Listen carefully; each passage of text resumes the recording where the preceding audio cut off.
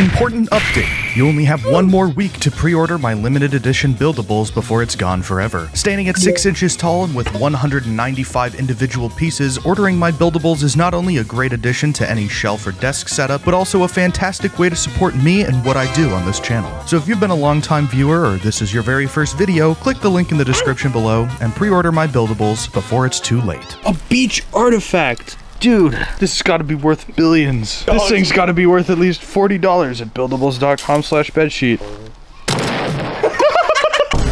I want you to ask yourself a very serious question. Is Roblox's reported concurrent player count accurate? When you click the play button on any given Roblox game, do you know for sure that the people you're playing with are actual real people? On the surface, these seem like no-brainers. Roblox is a video game platform full of games that you're supposed to consume and enjoy actively. Who else other than real people would be online playing them? It sounds ridiculous that there is a possibility of non-human players actively filling out Roblox's server lists. But what if I told you that not only is this a reality, but it's far worse than any of us could have ever imagined? This all started with Creekcraft, of all people, when one of his viewers came to him with some concerning information. Having created a program to scan the server lists of some of the most popular Roblox games, this viewer discovered that games like Blox Fruits, Murder Mystery 2, and Pet Simulator 99 had servers full of botted accounts. These games contained anywhere between 6% all the way up to a staggering 90% bots in any given server. How did this viewer obtain these numbers?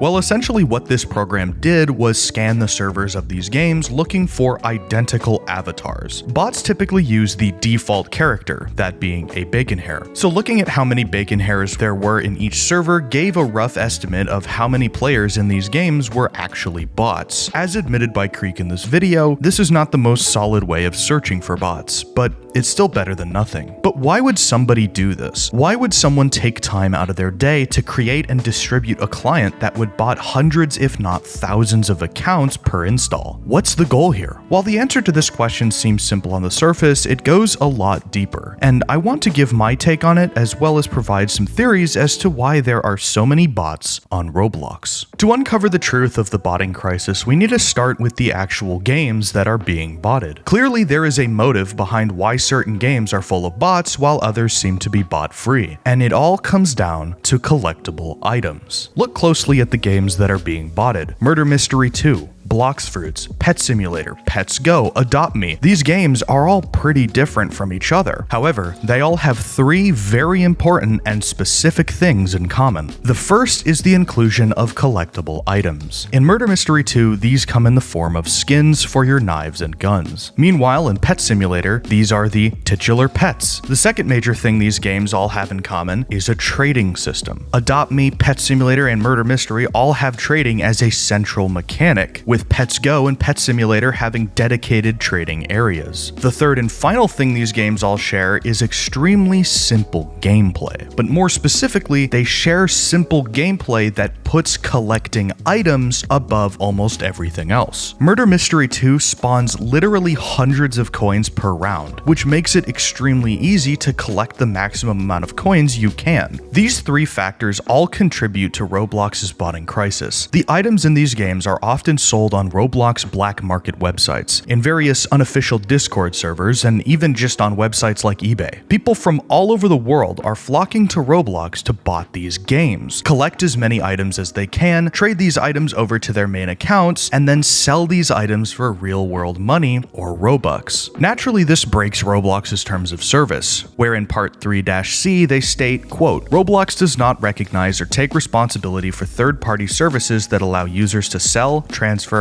purchase, or otherwise use Robux or virtual content, and any such use by a user is a violation of the Roblox terms." Despite this, however, the botting situation has only continued to get worse, with several non-Roblox YouTubers picking up on it. So where do these bots come from, and why does Roblox do nothing about it? Well, That's where this video starts to get a little bit more complicated. As the situation has progressed, more YouTubers have started getting involved. Sharkblocks covered the botting problem and showed exactly how these bots are made and how the whole system works. Essentially, all of these bots are running off of virtual Android phones. This is important to keep in mind for later because Android devices play a big role in this story. These virtual phones are all running multiple instances of Roblox, with each instance using a different bot account. This allows the person who owns the bots to be running potentially hundreds of bot accounts off of one single device, which is insane. This would explain the staggering numbers we've seen from Creek's video, with a claim that allegedly 30% of all traffic on Roblox is bot activity. If this number is anywhere close to accurate, which again, I'm not saying it is, these are just estimated numbers from this one viewer, it would mean that none of the concurrent user milestones I've mentioned in the past even happened. In reality, Roblox's peak concurrent player counts wouldn't be at around 12 million, but closer to around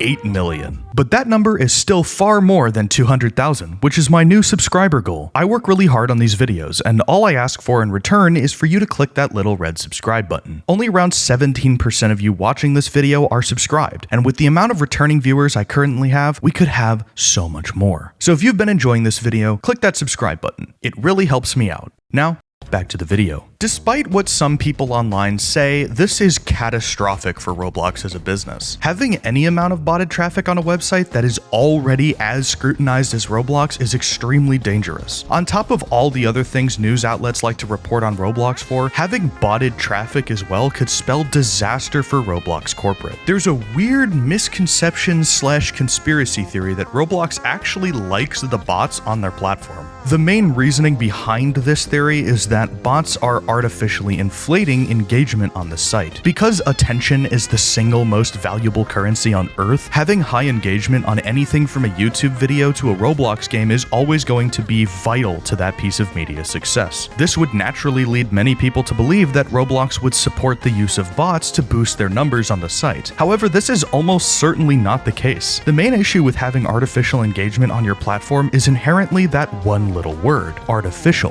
The bots who are quote-unquote playing Roblox are not players at all. They merely take up server space to farm items. They aren't buying Robux, so Roblox isn't making any money there. They aren't making Roblox any premium payouts because none of them have premium. They are literally just taking up server space. Server space that could be taken up by a real player who would spend real money on items. And on the topic of money, another reason as to why Roblox wouldn't benefit at all from bots is the fact that these bots are inherently skirting the monetization practices that Roblox has. These items are expensive. Opening a crate in Murder Mystery 2 or rolling an expensive egg in Pet Simulator cost a lot of in-game currency. The main reason as to why games like these, the ones that are over-monetized, succeed on Roblox is because kids today don't want to spend the time and effort it takes to get enough coins naturally to open an MM2 crate. Why do that when you can just use Robux to buy gems and open crates that way? This contributes to the Roblox ecosystem. As much as non-Roblox players and even Roblox players alike like to complain that Roblox's monetization is quote-unquote unfair, without it, the company would more than likely go under. Servers are expensive, and if 30% of that server space is being taken up by accounts that are A, not spending money, and B, not earning premium payouts for developers and contributing to the Roblox ecosystem, then yeah, I would imagine that Roblox doesn't really want them around. But Roblox is a powerful company in the gaming industry. They're worth billions of dollars. They bought an entire anti-cheat company called Bifron. Why are these bots still around? If Roblox has the resources, and believe me, they have the resources, to whip Bifron into shape and get rid of these bots once and for all, why aren't they? Well, that wraps back around to how these bots actually function. Before, I mentioned that the bots that are on Roblox right now farming items are run from virtual Android phones. Well,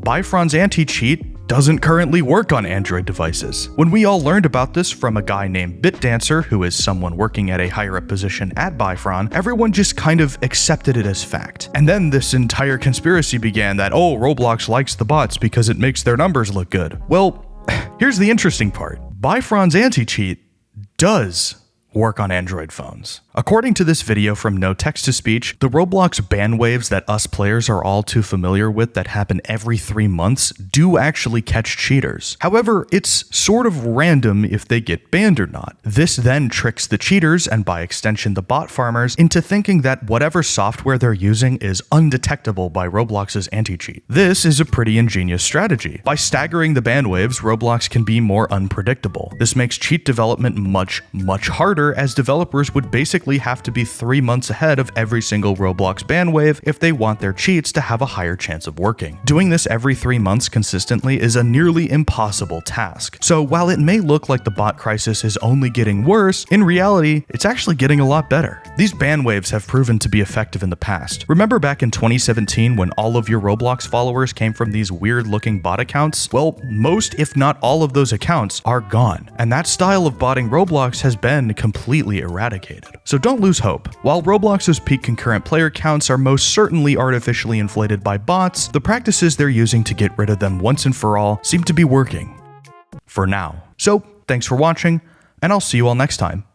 Peace.